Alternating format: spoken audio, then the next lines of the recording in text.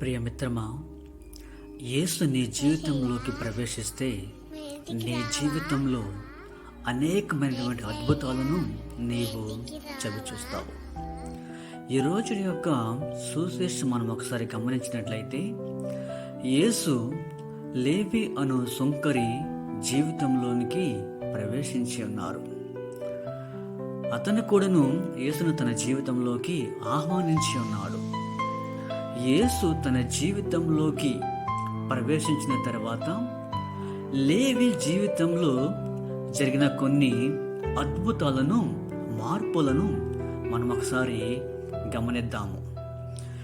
పన్నులు వసూలు చేసేవాడు మనుషులను పట్టేవాడుగా మారి ఉన్నాడు. అంటరానివాడు అనబడేటటువంటి అతను అందరి చేత తాకాలి అనేటటువంటి వాడిగా మార్చబడి ఉన్నాడు. పన్నులను రాసేవాడు సువార్తను రాసేవాడిగా మారి ఉన్నాడు. చిట్ట చివరిగా